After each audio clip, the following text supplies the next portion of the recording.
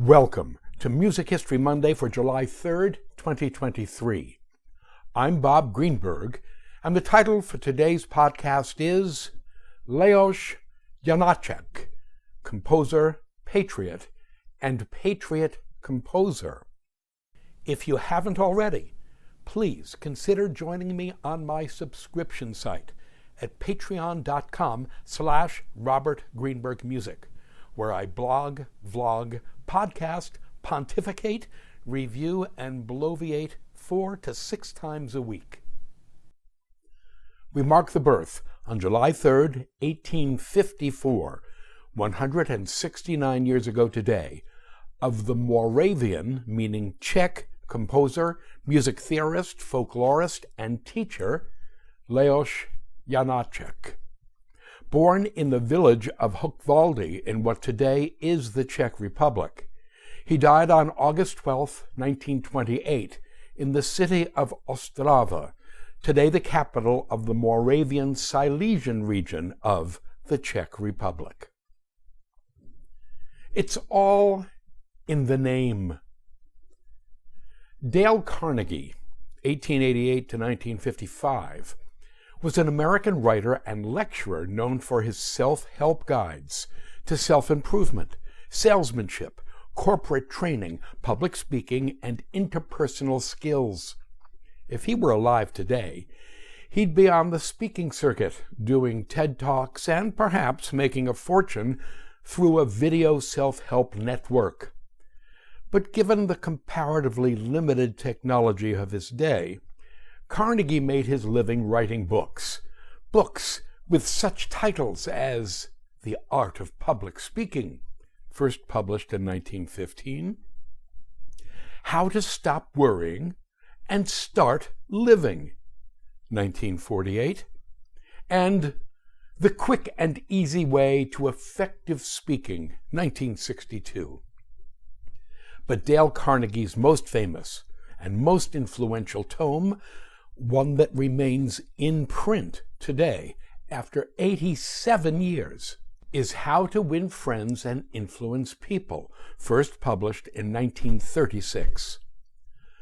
Among the thousands of assuredly useful tidbits Carnegie shared with his readers was, quote, "A person's name is to that person the sweetest and most important sound in any language," unquote. Meaning that nothing makes a better, more positive impression than saying someone's name when speaking to them. This seems to me to be self-evidently true. If you want someone to feel noticed, valued, and important, well, say their name to their face with a tone that connotes kindness, warmth, and respect.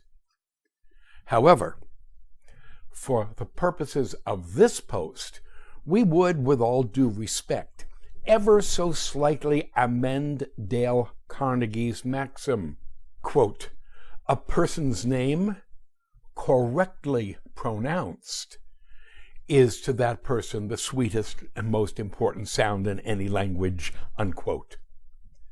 As a public service, then, let us start this homage to Leoš Janáček by learning how to pronounce his name correctly.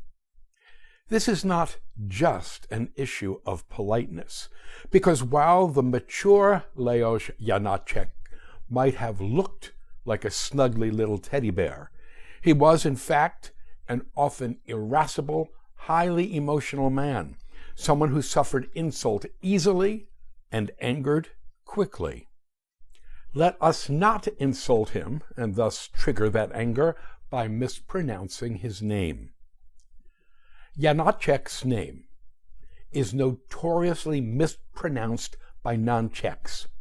His first name, Leoš, is easy enough, Leoš. But his surname is a challenge for those of us who have trouble moving our vowels. We will learn to pronounce it in 2 steps. Step 1, place an accent on the middle syllable, Janáček. Step 2, place an accent as well on the first syllable, Janáček, and say it quickly. Janáček. Excellent. Brief biography. He was born 169 years ago today in the village of Hukvaldy in the Moravia-Silesia, that is, the northeastern region of today's Czech Republic. At the time of his birth, Moravia was part of the Austrian Empire, and Janáček's hometown was known by its German name of Hukvaldy. Young Janáček had a first-rate singing voice.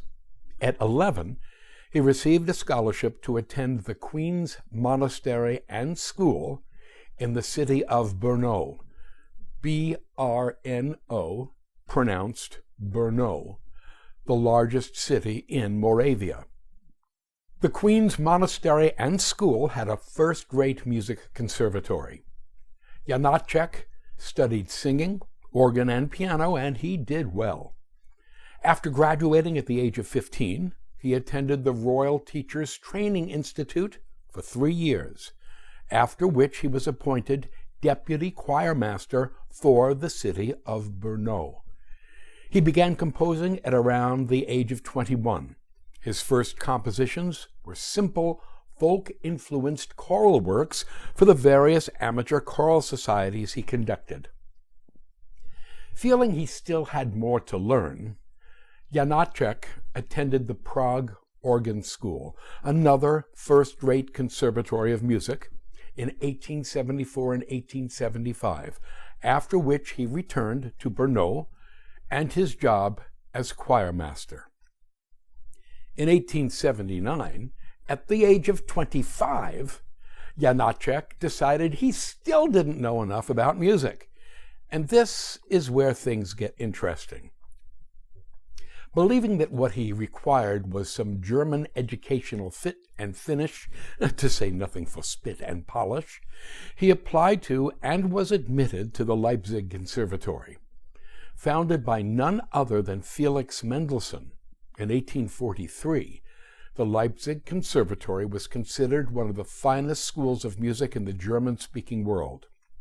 Well, Janáček lasted there for just 4.5 months, from October 1879 to February 1880. He hated his classes and dropped most of them within just a few weeks.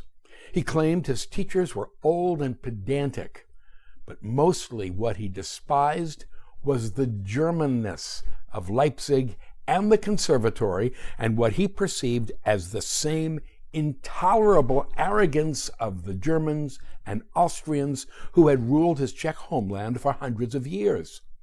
So he just walked away.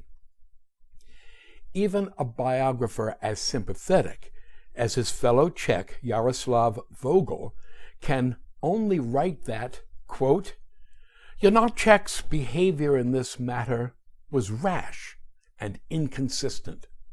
Here was a village schoolmaster's son from remote Hukvaldy condemning out of hand one of the world's most renowned conservatoires, unquote. Unfazed, Janáček headed to Vienna, where he went and did the same thing all over again. Yeah, check it out. On the strength of a series of entrance exams, the still 25-year-old Janáček was admitted to the Vienna Conservatory, again, one of the best schools of music in the world, on April 1st, 1880. This time, he lasted only 2 months. Twisted into an absolute tizzy when he failed to receive a prize in composition, and convinced that there was a conspiracy to embarrass and discredit a Czech composer, meaning himself, he left Vienna in a huff, or perhaps, as Groucho Marx would say, in 2 huffs, in early June, and stomped back to Brno. There's no doubt about it. Even as a young man, Janáček had a chip on his shoulder the size of an old-growth redwood. For the record, there is no evidence that he was treated disrespectfully because of his nationality in either Leipzig, or Vienna. Rather, it was Janáček's own insecurity and his growing anti-German, anti-Austrian prejudices that did him in. Back home in Brno, the now 26-year-old Leoš Janáček married a woman named Zdenka Šulcová. Zdenka was of German descent, and during their courtship, she and Janáček spoke German. But once they were married, Janáček insisted they speak only Czech, a language Zdenka's parents felt was, quote, fit only for servants, unquote. By the time of his marriage in 1880, Janáček's Czech nationalism and his concurrent hatred of things Austrian and German had erupted like a ripe carbuncle in the middle of his forehead. His new father-in-law referred to, quote, his national fanaticism bordering almost on insanity, unquote.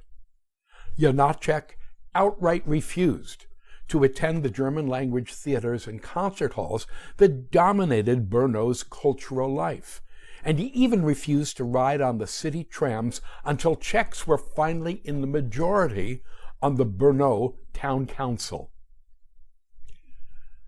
Leoš Janáček's German-Austrian hostility explained. Extreme though it might seem to us, Janáček's hostility towards things and people German and Austrian was typical for the Czech population of his time.